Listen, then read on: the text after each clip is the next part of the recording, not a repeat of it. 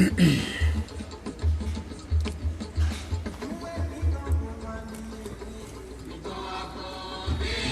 bien, mes chers frères et sœurs, comme je vous ai promis, nous allons parler d'une religion qui a trouvé sa naissance au Ghana, il paraît, mais qui s'est retrouvée au Bénin. Certaines religions, on appelle ça Vaudoutron. Bon, qu'est-ce qui a fait que j'ai fait connaissance avec cette religion plus proche? Tout d'abord, je suis né dans une famille féticheuse et je connais cette religion dès la naissance. Mais j'ai accepté d'aller à l'église parce que j'avais eu des conflits avec mon papa, le conflit conceptuel. Parce que depuis ma naissance, je n'aimais pas qu'on maltraite les animaux, qu'on tue les animaux, je n'aime pas. Et le sacrifice que faisait mon père, parce que mon père était le père du chef de Sapata à Porto-Novo. On doit le connaître, le monsieur, c'est Vaudron d'Assimenon. Donc j'ai quitté notre culte africaine. Je suis parti dans le christianisme. Dans le christianisme, j'ai commencé par étudier la Bible parce que je voulais savoir le sens même de la vie. Après le catholicisme, je suis parti dans le protestantisme. Je suis parti après dans l'église évangélique. L'église évangélique était la base de ma croyance. J'ai fait près de 15 ans dans l'église catholique, dans l'église évangélique. Et finalement, j'ai commencé par me demander, est-ce que je suis sur la bonne voie? J'ai quitté le christianisme pour aller dans l'islam. J'ai fait peut-être 2 ans dans l'islam. J'ai le Coran, j'ai la Bible, j'ai tout ici, j'ai le Coran et la Bible. J'ai lu la Bible entière. J'ai lu la version Taube, la version Jérusalem, la version Louis II. J'ai lu en français, en anglais, en ougou et en russe.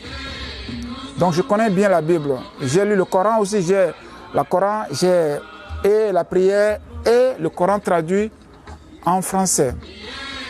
Mais après tout ça là, je ne comprends pas, je me trouve pas dans ma peau. Je ne comprends pas me demander qui je suis. Et j'ai eu la révélation qu'il faut que je revienne à mon origine. J'ai commencé par chercher, parce qu'étant ici déjà en Russie, je n'ai plus de contact, je n'ai plus de liaison avec nos cultes traditionnels. J'ai commencé par chercher. Et la seule option qui me s'est présentée, c'était le Vaudoutron. C'est là que j'ai commencé par étudier Vaudoutron. J'ai commencé par étudier en profondeur le Vaudoutron pour savoir de quoi il s'agit au fait. Tout d'abord, Vaudoutron, ils disent quoi? Ils disent qu'ils sont une branche. Qu'ils sont une branche de Vaudou. S'ils sont une branche de Vaudou, alors que nous savons que Vaudou, c'est quoi? Vaudou est composé de plusieurs divinités. Par exemple, l'eau, c'est Tokosu. Le feu, c'est la tonnerre, c'est Hevioso. La terre, c'est Sapata. L'air, c'est Dan. Donc, il y a, comment on appelle, il y a l'Egba, il y a Doudoua, toutes ces choses-là, il y a le Fa. Toutes ces entités constituent Vaudou. Donc, ils disent que Tron est une branche de Vaudou. Mais en même temps, dans Tron, il y a toutes les divinités comme dans le Vaudou. Là, j'ai commencé à me demander, mais pourquoi, si Vaudou est une branche, si Tron est une branche de Vaudou, pourquoi il y a autant encore d'entité, de divinité d'un trône. Ce n'est pas fini, je viens. Et qu'est-ce que j'ai compris? J'ai compris que tout d'abord, ils sont contre la sorcellerie. Alors que s'ils font partie de Vodou, la sorcellerie est un attribut de Vodou. Parce que la sorcellerie, c'est une science divine, c'est une science occulte. La science occulte peut faire du mal comme ça peut faire du bien. C'est un couteau à double tranchant. C'est comme même la science occidentale. La bombe nucléaire peut fournir la lumière, l'électricité, comme ça peut bombarder aussi. Donc la science a les deux faces comme la sorcellerie. Donc la sorcellerie fait partie des attributs de Vodou. Ils sont contre la sorcellerie, ils disent qu'ils sont contre la sorcellerie, qui combattent la sorcellerie, d'accord. Mais ce qui m'a étonné dedans, c'est que ils ont les attributs du christianisme. Ils ont la croix, dans leurs attributs, ils ont la croix, ils ont les attributs du christianisme et de l'islam. Qu'est-ce que je veux dire? Tout d'abord, ils ne mangent pas du porc. Ils ne mangent pas du porc et ils ont fait pour attribuer le sacrifice que Abraham a fait à Dieu. Donc, quand Dieu avait demandé à Abraham de tuer son garçon, son unique garçon, et que Dieu lui a proposé un bélier tué à la place de son garçon, ils ont pris ça comme exemple. Donc pour eux, si tu n'as pas sacrifié le bélier, tu ne peux pas être membre ou bien être, comment on dit, Vodougan. Tu ne peux pas être Vodougan sans sacrifier le bélier. Et puis, qu'est-ce qui s'est passé? J'ai commencé par me renseigner parce que j'ai été en contact avec le fils du chef de tronc de Abomey Calavi. J'ai été en son contact. C'était sur mon premier forum que j'ai créé. C'était en 2015. Donc, quand il a commencé par me dire qu'il faut que j'envoie l'argent pour qu'on fasse les sacrifices, je suis d'accord. Mais je veux savoir quelle est même l'origine même de cette religion. Bon, ils m'ont dit que c'est africain, c'est une religion africaine. Et ce qui m'a éloigné, ce qui m'a chassé, c'est quoi? C'est qu'il y a trop de sang. Il y a trop de sang. Ils tuent les moutons, les chats, les coqs, les poulets. Ils tuent tout sauf le serpent. Et j'ai commencé par me demander la spiritualité que nos ancêtres ont connue est basée sur le respect de la vie, quelle que soit la forme que la vie a choisie pour s'incarner. Donc la spiritualité est basée sur le respect de la vie. Si nous ne respectons pas la vie, il n'y a pas de spiritualité. Et qu'est-ce qui s'est passé? J'ai commencé à méditer. J'ai commencé à méditer parce que dans toute chose, il ne faut pas croire à quelqu'un. Il ne faut pas croire même à moi. Il faut même vous méfier de moi parce que ce que je dis, ce sont mes vérités à moi. Et ces vérités ne sont pas... Je n'ai pas le monopole de la vérité. Vous devez accepter ce que je dis et comparer à votre vérité intérieure. Si ça correspond avec votre vérité, vous acceptez. Donc c'est comme ça que j'ai commencé par méditer sur ce qu'il me dit concernant le trône. Quand j'ai médité, qu'est-ce que j'ai vu? J'ai vu que avant qu'on te donne le trône, il te faut nécessairement avoir le crâne d'un être humain. Et le crâne d'un être humain qui est mort par accident, ou bien qu'ils ont eux-mêmes tué. Ça veut dire il y a déjà le sacrifice humain qui est là. Donc, c'est pourquoi moi je suis contre toutes les religions qui ont comment on appelle, qui ont opté pour le sacrifice des animaux. Parce que quand vous proposez le sang à une entité, quand vous proposez le sang à une idole, demain, il va vous proposer, il va vous demander encore plus de sang. Aujourd'hui, vous avez offert le coq. Demain, il va vous demander le mouton. Après, demain, il va vous demander quoi? Le bœuf, et ainsi de suite. C'est comme ça les musulmans sacrifient leurs enfants. Moi, je connais une dame, une copine. Elle est musulmane. Et qu'est-ce qui s'est passé? Ce qui s'est passé, c'est que elle avait 6 enfants. Elle a 6 enfants. Et ces 6 enfants sont décédés après 5 ans, après 8 ans, après 7 ans. Je lui ai demandé, mais pourquoi tu as 7 enfants et aucun d'eux n'est vivant? Il a dit que bon, elle ne sait pas comment les enfants sont décédés, quand les enfants sont décédés. Non. De 7 enfants, aucun enfant n'est vivant. Tu dois me dire comment les enfants sont décédés. Bon, il y a un qui a eu 6 ans, il est décédé. Un qui a eu 3 ans, il est décédé. J'ai compris finalement que chaque fois quand elle va, comment on appelle, à la Mecque, elle doit tuer un enfant, prendre un de ses organes, le cœur ou bien le foie, pour aller vendre là-bas. C'est comme ça que les musulmans font. Et c'est ce qui se passe dans le tronc. Ils sacrifient les humains pour pouvoir imposer leur pouvoir. Au fait, il y a un frère qui m'a dit qu'il y a un membre de tronc qui était dans sa maison. Et on devait l'introniser comme chef de tronc dans son rayon.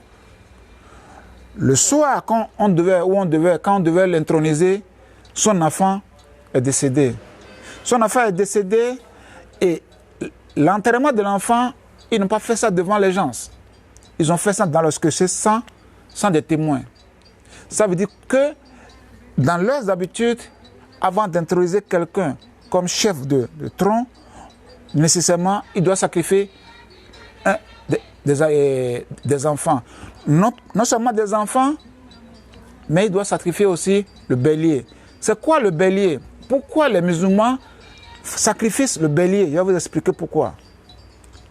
Tout d'abord, il faut comprendre que la création de l'être humain a été planifiée pour des raisons lucratives, pour nous exploiter. Il y a le dieu Anu, son fils est dieu Enki. Enki a connu l'élévation spirituelle, il a élevé sa Kundalini plus vite que tout le monde. Il avait la connaissance. Donc, lui, quand les Anunnaki sont arrivés, parce que les Anunnaki, ce sont les êtres qui ont évolué, qui ont atteint l'immortalité. Ils peuvent vivre pendant des millions d'années. Ils vivaient sur la planète qu'on appelle le Nibiru. Le Nibiru, c'est une planète qui est faite d'or. Et à un moment donné, pas de raison de conflit, après des conflits entre eux là-bas, Nibiru a commencé par se dégrader. Donc, il faudrait de l'or pour réparer leur planète où ils vivaient. Donc, les Anunnaki, ils ne savent pas comment faire, mais ils ont envoyé Enki, le fils de Anu, le dieu Jéhovah là. Son fils c'est Enki. On l'a envoyé sur la terre parce qu'il pouvait aller dans n'importe quelle planète. Donc, ils sont arrivés sur la terre, ils ont vu l'or en Afrique. Maintenant, ils sont revenus, il est revenu avec les ouvriers Anunnaki pour travailler, pour chercher, pour l'extrait de l'or. Donc, ils ont travaillé pendant des millénaires à extraire de l'or de l'Afrique et envoyer par des vaisseaux, pas des vaisseaux roulants, pas leur appareil roulant. Et à un moment donné, ces ouvriers Anunnaki ont commencé à se révolter du labeur. Maintenant, il y a eu des conflits entre les ouvriers Anunnaki et les dirigeants Anunnaki. Et finalement, ils ont dit que s'ils ne leur laissent pas la possibilité de repartir sur Nibiru, ils ne vont plus travailler. Là, il fallait trouver d'autres main-d'œuvre pour continuer l'extrait de l'or parce qu'ils ont besoin de l'or sur Nibiru. Alors, Enki a dit que lui, il peut transformer parce qu'il y avait des gorilles, on appelle les Homo erectus. Il y avait des singes qui étaient là autour d'eux. Il voyait ces singes-là. Enki a dit que lui, il peut transformer, il peut faire des manipulations génétiques sur ces gorilles, sur ces Homo erectus, pour que et ils vont comprendre les ordres, comprendre ce qu'ils disent et respecter les ordres. Alors, qu'est-ce qui s'est passé?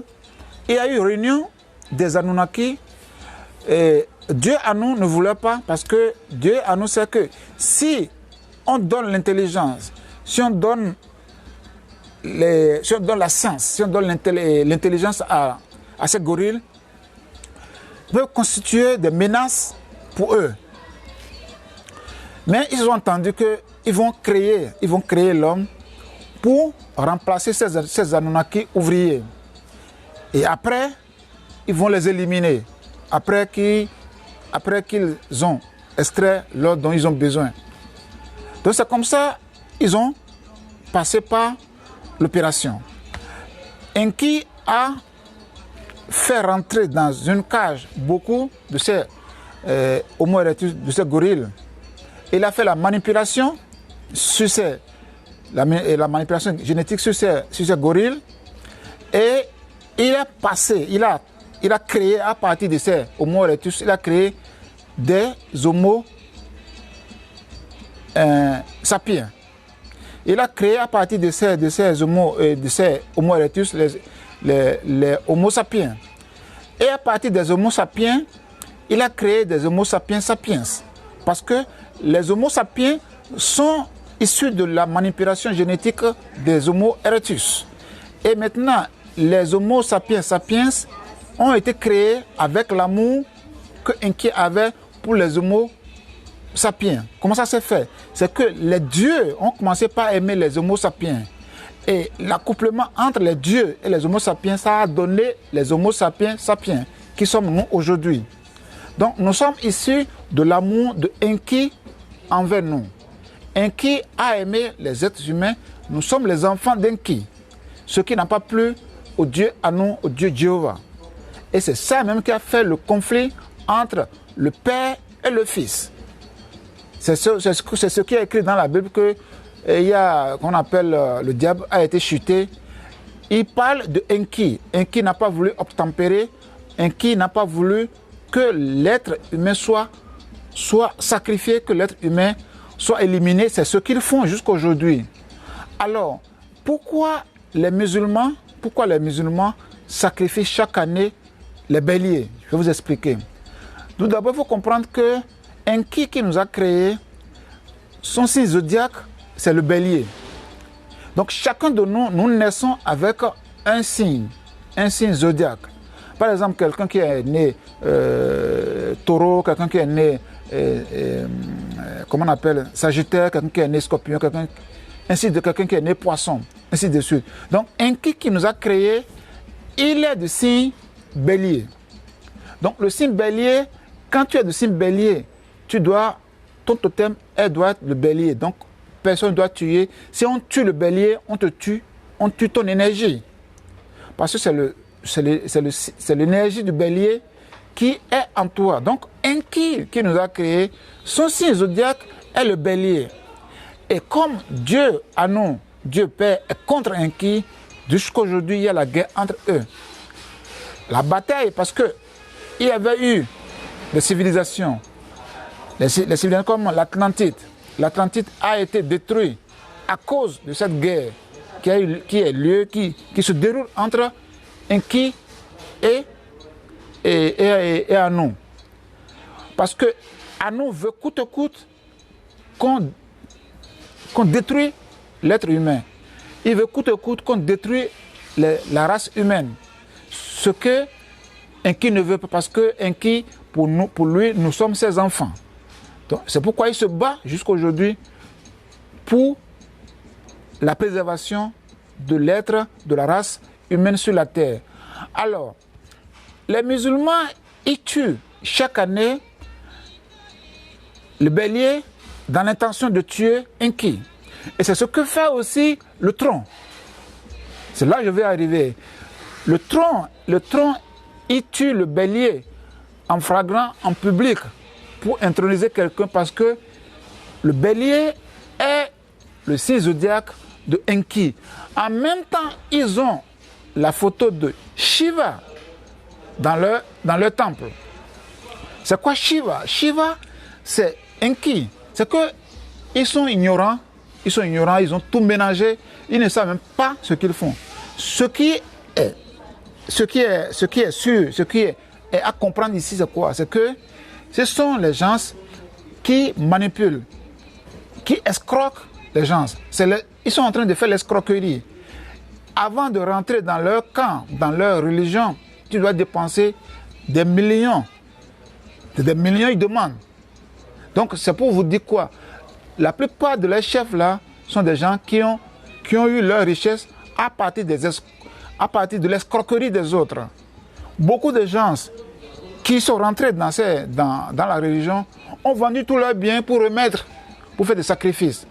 Et beaucoup se sont retrouvés sans rien. Donc c'est pour vous dire que quoi? C'est pour vous dire que si vous quittez l'islam, si vous quittez le christianisme pour aller vers le trône, vous êtes encore dans le christianisme et encore dans l'islam. Le trône, c'est une religion qui est créée à partir de l'islam, à partir du christianisme. Et tout ça là, ils ont mélangé, c'est juste pour se créer de l'argent, c'est juste pour vous anarquer. Donc, si vous voulez faire la spiritualité africaine, vous devez respecter la vie. Respecter la vie, ça veut dire quoi? Il ne faut jamais accepter de sacrifier des animaux pour qui que ce soit. Pourquoi?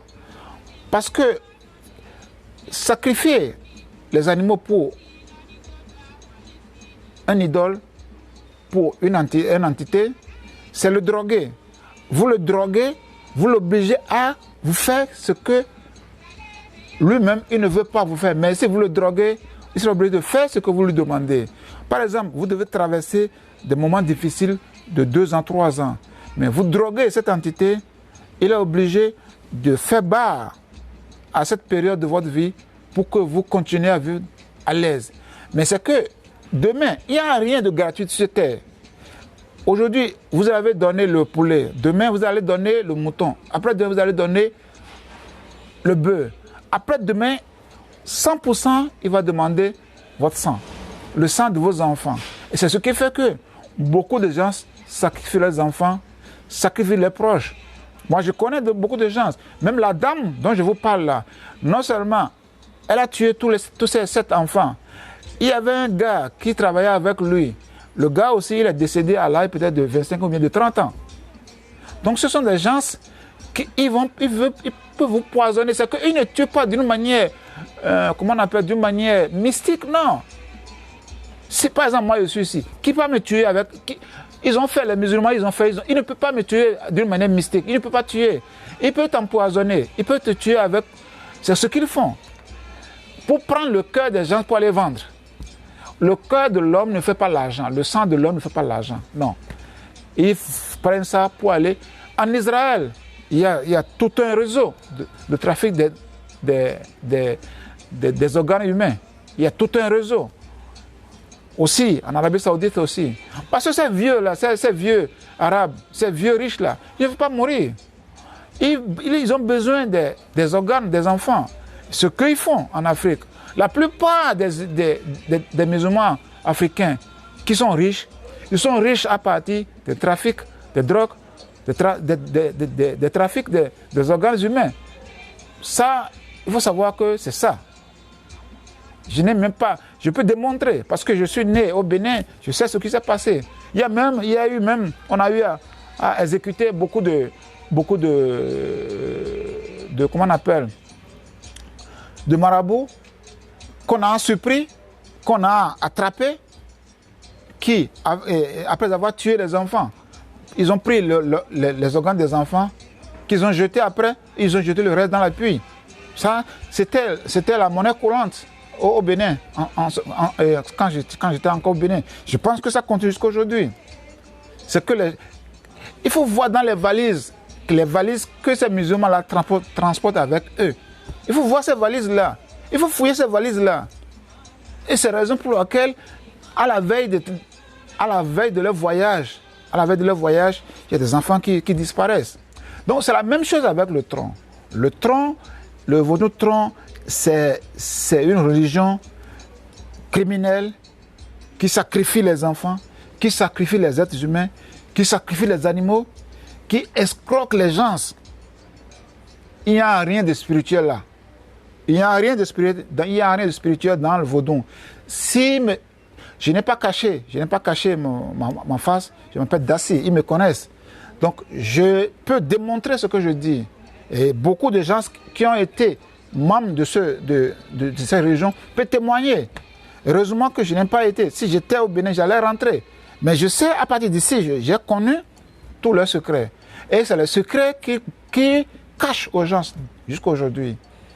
Donc, si vous voulez faire la spiritualité, il ne faut pas aller là-bas. Si vous allez là-bas, tout d'abord, ils vont vous escroquer. Ils vont prendre tout ce que vous avez comme richesse. De deux, si vous avez des enfants, ils peuvent... Parce que si vous êtes rentré dedans, ils vont faire tout pour que vous n'avez plus le choix que de donner votre enfant. C'est ça qu'il faut comprendre. C'est ça qu'il faut comprendre. Je vais revenir sur l'autre religion qu'on appelle le christianisme céleste. Je vais revenir sur ça. Je connais aussi les secrets. Je vais parler aussi de Dagbo, la dame là, la bordelle là, qui se dit Dieu là, qui se dit déesse là. Je vais parler aussi d'elle. Je connais aussi ses secrets. Là, les Africains sont naïfs. Vous êtes trop naïfs les Africains. Il faut réveiller-vous. Parce que quand une femme qui se lève, il dit qu'elle est Dieu, qu'elle est déesse, qu'elle est la mère de Jésus, vous acceptez. Vous criez, vous courez derrière elle. Quelqu'un vient au Sénégal, au Mali, partout maintenant, il y a des prophètes qui viennent. Les gens les suivent, bêtement. Et ils donnent tout ce qu'ils ont. Quelqu'un a dit qu'il va fendre la mer. Les Africains. Finalement, il faut prendre vos responsabilités. Il faut prendre vos responsabilités. Et sachez que il n'y a pas le succès sans avoir dans l'intention ce que vous voulez devenir. Ce n'est pas en allant tuer un mouton, en allant tuer un enfant que vous allez devenir riche. Ce n'est pas possible. Vous ne pouvez pas devenir riche sans rien faire. Tout d'abord, il faut savoir que devenir riche, c'est quelque chose de spirituel. Parce que ça se crée, vous créez votre intention, vous créez votre idée en matériel, en physique. Qu'est-ce que ça veut dire? C'est de la magie. Par exemple, vous voulez payer une voiture. Vous avez ça, vous avez la voiture déjà dans votre tête. Vous avez déjà créé la voiture. Votre intention est encore plus dure que même la voiture que vous voyez là. Seulement qu'il faut transformer ça. Il faut transformer ça en matériel.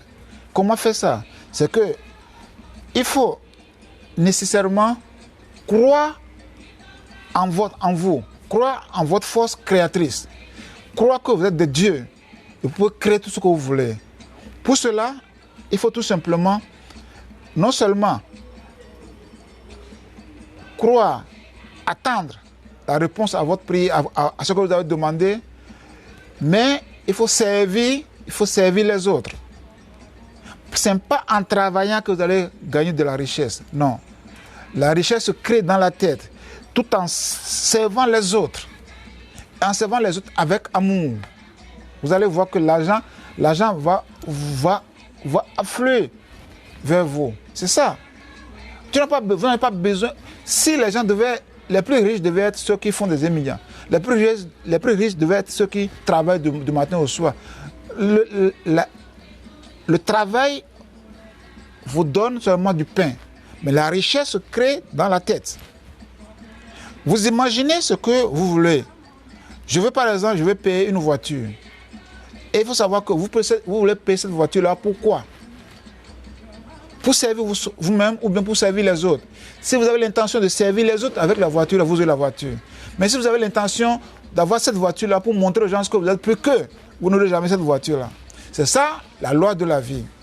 Si vous voulez avoir une richesse pour rendre heureux les autres, si vous voulez avoir la richesse pour faciliter la vie aux autres, vous avez l'argent là. Mais si vous voulez avoir l'argent, la richesse, la moto, l'avion, pour montrer aux gens que vous êtes premier, vous n'aurez jamais ça. Et c'est ça qui fait que les gens sont toujours pauvres, parce qu'ils veulent avoir l'argent là pour honir, pour rabaisser les autres. Ça ne se passe pas. Ça ne passe pas marcher. Moi, je veux avoir ça. Je veux créer ça, je veux créer ça. Nous avons créé le corps spirituel Eusiang. C'était un projet que j'ai fait depuis 15 ans. Et petit à petit, j'ai jeûné, j'ai fait 40 jours de jeûne. On a fait 9 jours de jeûne. On jeûne. J'ai connu maintenant la femme, je ne sais pas quand.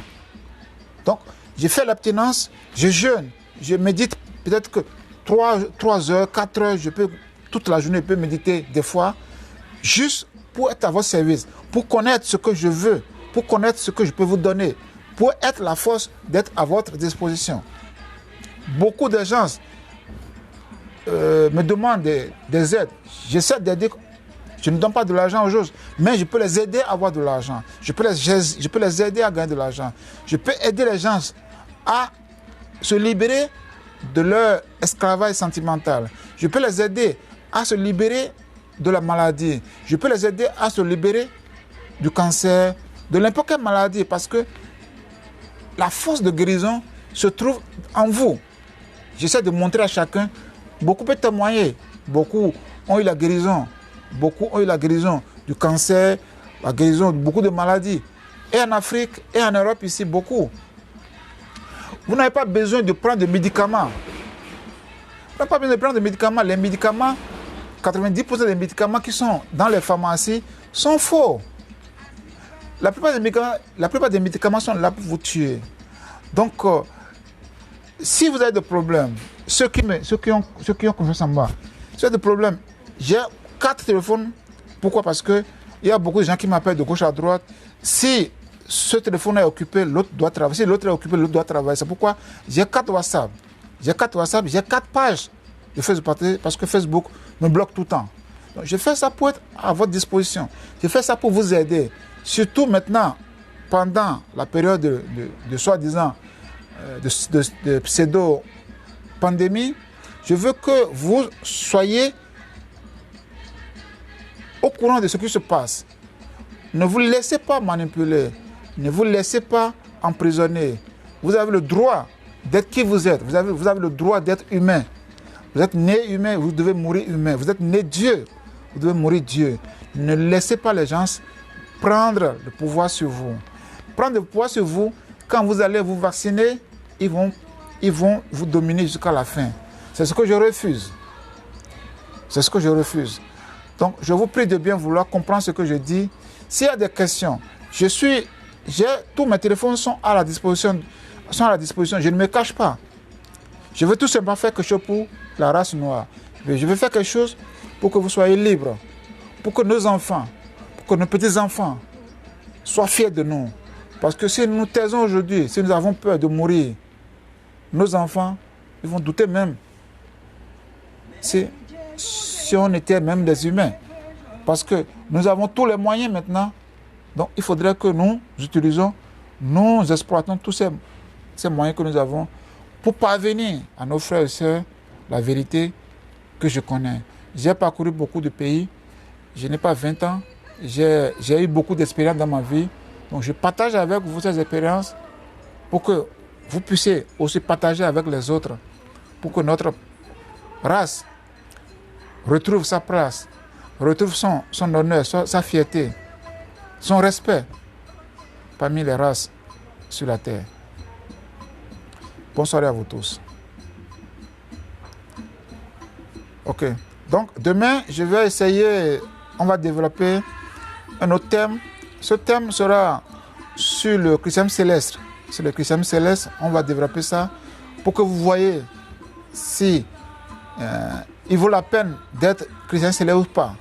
Après, on va développer aussi, je vais développer chrétien céleste et les témoins de Jéhovah demain pour vous dire quelle est l'origine de ces religions. Ces religions ont pour origine la franc-maçonnerie. Ce sont les jésuites qui font tout ça. Ils font tout pour vous détourner de la vérité. Donc c'est ça. Alors, bonne soirée à vous tous et à demain.